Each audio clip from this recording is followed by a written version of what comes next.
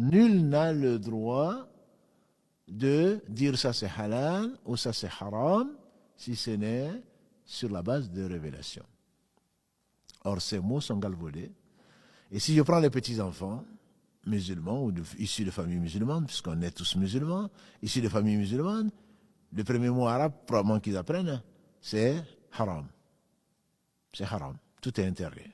Haram, haram, haram. Pourquoi? Parce qu'ils ont entendu, au lieu que les parents leur enseignent l'islam, c'est-à-dire la base de l'islam, dans les menus faits de la vie, je ne parle pas dans l'adoration, la base de l'islam, c'est que tout est permis, sauf ce qui est interdit. La base de l'islam, c'est que c'est permis. La base de l'islam, c'est que tout est pur. La base de l'islam, c'est donc ce qui est mubah, c'est permis.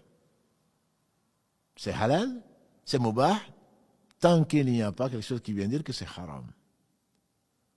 Or, on a transformé notre religion, qui est celle d'Allah subhanahu wa ta'ala, en une somme d'interdictions, au point que des gens qui rentrent pensant vouloir trouver, pensant chercher plutôt et trouver le bonheur, Satan vient les enjoliver, mais tout est interdit dans votre religion. Il y a nombre de gens qui ne sont pas sincères, qui sont rentrés pour ce qu'Allah seul sait, et Allah sait ce qui n'est pas, ce qui sera et ce qui a été. Donc Allah sait tout. Nombre de gens, il y a eu des reportages qui sont rentrés pensant que c'était facile, et puis finalement, la moindre preuve, ils reviennent en arrière, et parce qu'ils ne savent pas que la vie et la mort ont été créées pour nous mettre à l'épreuve. Allah a créé la mort et la vie, et effectivement, Allah les a éprouvés par peu, comparé aux anciens, et les plus éprouvés ont été les prophètes, pour montrer qu'ils n'étaient pas sincères. Entre autres, c'est la faute de beaucoup de musulmans, entre autres, qui voient dans l'islam donc une somme de haram.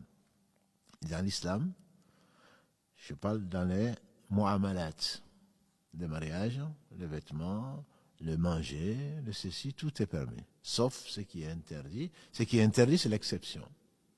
Par contre, quant à l'adoration, tout est interdit, sauf ce que Allah permet, par la voix de son prophète sallallahu alayhi wa sallam, dans le Coran, ou par donc la révélation à son prophète sallallahu alayhi wa sallam. On n'adore pas Allah comme on veut, on adore Allah comme Allah veut. Celui qui adore Allah comme il le veut, en suivant ses passions, Allah ne l'accepte pas. Voilà donc deux principes. Dans la vie, tout est permis, sauf ce que Allah interdit. Dans l'adoration, ce qu'on dédie à Allah, tout est interdit, sauf ce que Allah subhanahu wa ta'ala permet.